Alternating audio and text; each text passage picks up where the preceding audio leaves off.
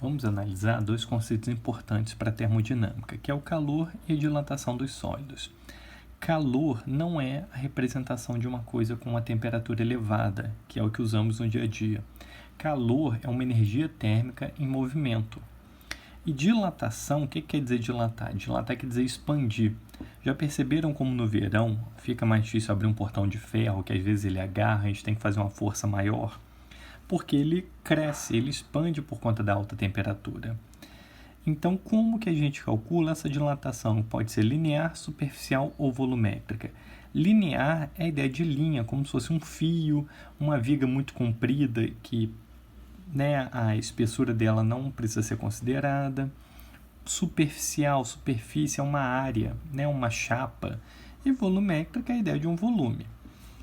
Como que a gente faz esse cálculo? A gente precisa de três coisas para calcular a variação de comprimento, que é o comprimento inicial do objeto, o coeficiente de dilatação, que depende do que o objeto é feito, e da variação de temperatura.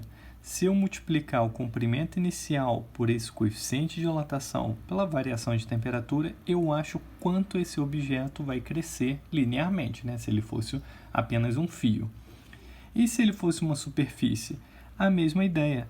A variação de área que ele vai ter vai depender da área inicial. Agora uma outra letra grega, porque não vai ser o mesmo valor. Então aqui é alfa, aqui vai ser beta, para representar esse coeficiente de dilatação, vezes a variação de temperatura. A mesma coisa para a dilatação volumétrica. Eu vou precisar do volume inicial, vezes o coeficiente de dilatação, vezes a variação de temperatura. Então, essas letras, o alfa, o beta e o gama, são os coeficientes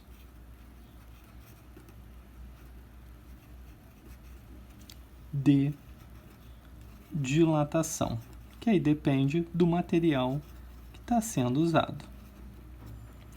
E eles se relacionam. Esse beta, ele é o dobro do alfa.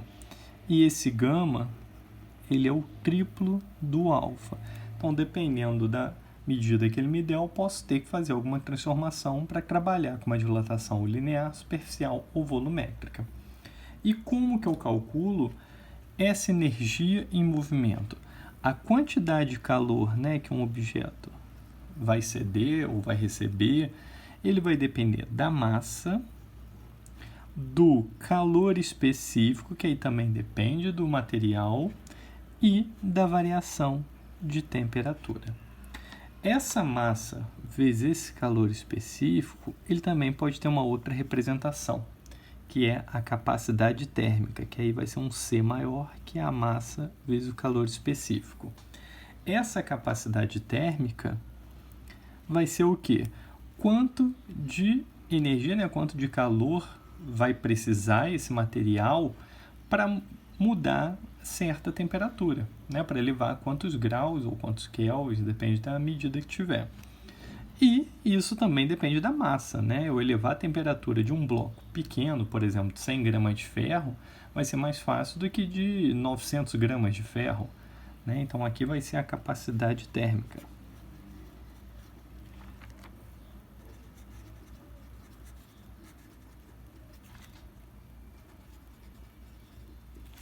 Se essa variação de temperatura for maior que zero, o que acontece?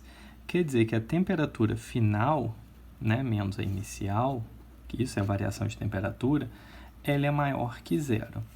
E se ela é maior que zero, quer dizer que o corpo, ele vai, a quantidade de calor dele vai ser maior que zero, então esse corpo recebeu calor. Já que a final é maior que a inicial, quer dizer que ele recebeu o calor de um outro corpo. E se a final, que é a variação de temperatura final, menos a inicial, for menor que zero, quer dizer que esse corpo, a quantidade de calor dele vai ser negativa e esse corpo cedeu calor para um outro ou para o meio.